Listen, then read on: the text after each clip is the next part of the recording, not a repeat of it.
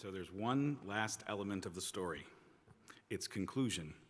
It was Joyce Carol Oates who said, "The first sentence cannot be written until the last one has." The storyteller creates a pact with her reader. The listener listens, and the storyteller promises to deliver a story with a conclusion. All of the story elements make us care about the characters. We want to see it through. We want to know how it ends. As our final speaker, Brian Allen offers his take on outcomes in What's in Your Mind Matters. Brian is Vice President of Governmental Affairs at Mitchell. He advocates on behalf of patients and payers in the P&C and PBM industries. He provides insights into regulatory change and legislative activity that affects our systems. Brian's a former Utah state legislator, a lobbyist, and has an extensive history in a wide spectrum of legislative and executive branch assignments. He's a regular speaker at conferences in the workers' compensation industry and provides insights on workers' compensation trends and such topics as the formularies, physician dispensing, compounded medications, prescription drug monitoring programs, opioid, and a host of others. He has a Bachelor of Science in Business Management from Western Governors University. Here now is Brian Allen.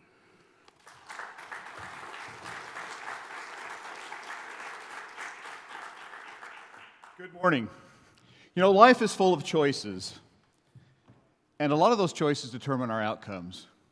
We can wake up every day and expect the worst and all day long never be disappointed, or we can choose to do as Helen Keller said, turn your face to the sunshine and never see a shadow. I'm going to share with you my experience where I chose to turn my face to the sunshine, and that made all the difference in my life, and I believe it can make a big difference in the life of the injured workers that we serve. About 15 months ago, I was out of shape, a lot more out of shape than I am right now.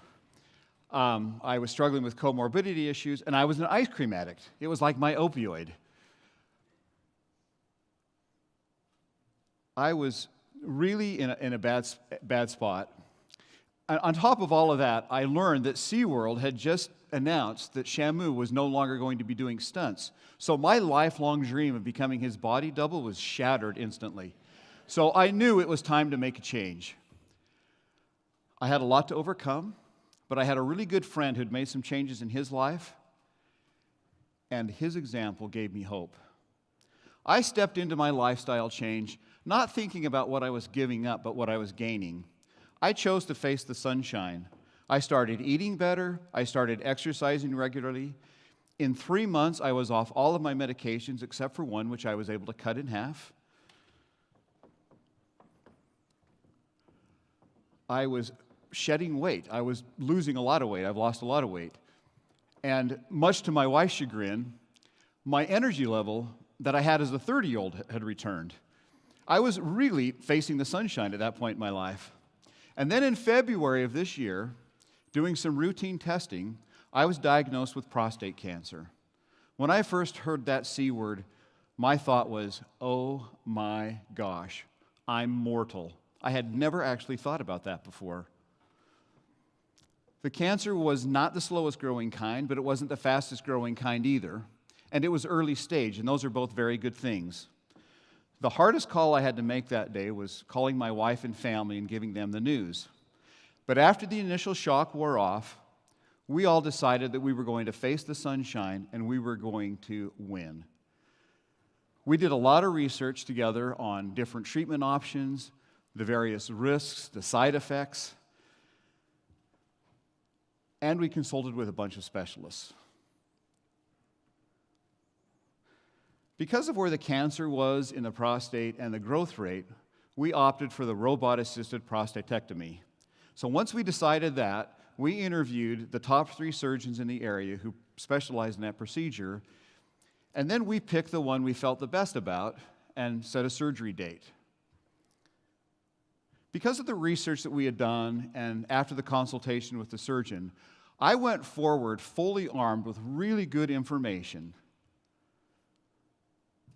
And I really felt confident in the outcome. I had a great team behind me, and they were just as confident as I was in how things were going to turn out.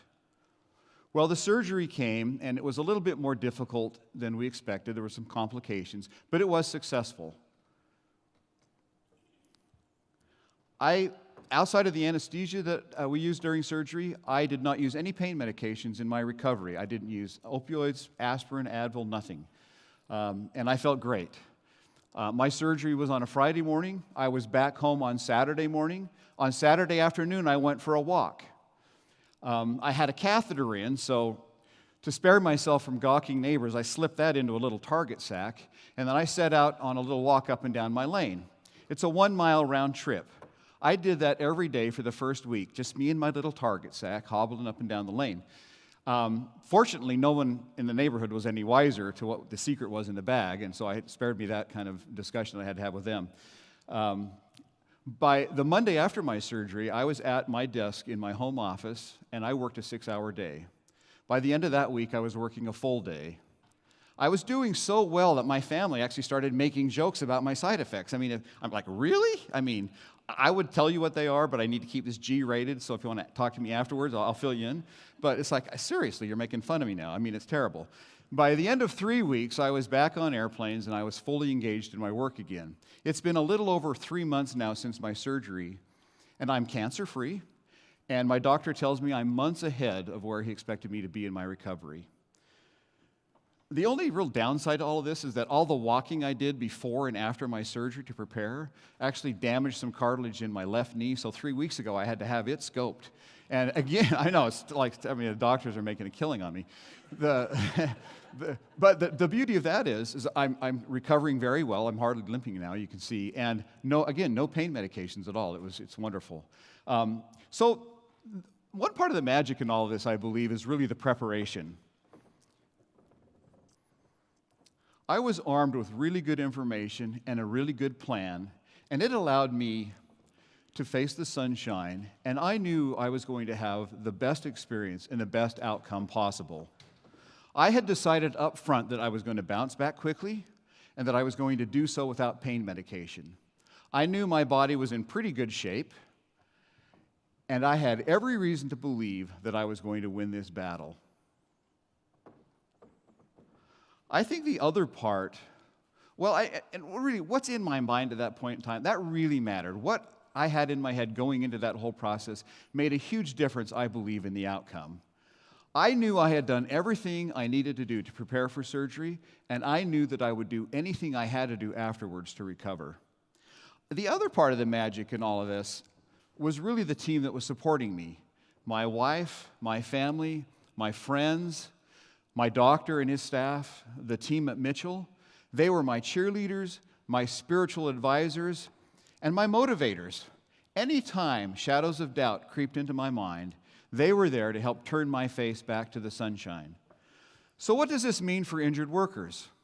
When faced with a serious injury, we need to arm them with the best information possible to help drive away their fear and uncertainty.